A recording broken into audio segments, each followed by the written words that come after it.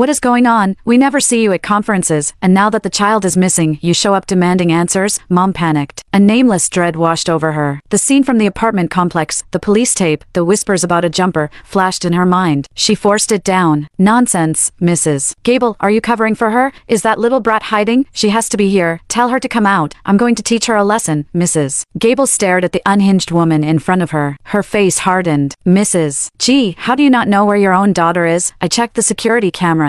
Harper never entered the building. That is why I was calling you. Seeing the teacher's serious face, Mom realized she wasn't lying. The ground seemed to tilt beneath her. Her hands shook as she pulled out her phone. But before she could dial, Dad's name flashed on the screen. She answered. On the other end, Dad's voice was trembling, barely human. The police just called me. Harper. She jumped. The words hung in the air like a noose, tight and unforgiving. Mom's phone slipped from her hand, clattering to the linoleum floor of the classroom hallway. The screen cracked, spiderwebbing outward, mirroring the shatter of whatever fragile hope she'd clung to just moments before. Her lips moved, but no sound came out. Her face, once twisted with anger and disdain, went pale, as if all the blood had drained from her body in a single heartbeat. I stood beside her, my ethereal hands reaching out to touch her arm, but they passed right through, cold and useless. I wanted to comfort her, to tell her it was okay, even though I knew it wasn't. Even though a part of me still resented her for every bruise, every scream, every moment I'd spent shrinking to fit into the shadows of her pain. Mrs. Gable stepped forward, her voice soft with concern for the woman who'd just been screaming about teaching her daughter a lesson, concern for the child who'd never shown up to school that day. Mrs. G, are you all right? Do you need to sit down? Mom didn't respond. She stared at the floor, at the cracked phone, as if it held the answer to a question she was too terrified to ask. Her body began to shake, a slow, violent tremor that started in her hands and spread to her shoulders. Suddenly, she let out a wail, a sound so raw, so broken, it made my already fractured spirit ache. It wasn't the scream of a woman angry at a disobedient child. It was the scream of a mother who'd just learned she'd lost the one thing she'd spent years resenting, the one thing she'd never stopped to see as a person, as her daughter. No, she whispered over and over, bending down to pick up the phone. Her fingers fumbled, dropping it twice before she managed to clutch it to her chest. No, no, no. That's not possible. She's just being dramatic. She's hiding. She wants attention. Harper doesn't have the guts to.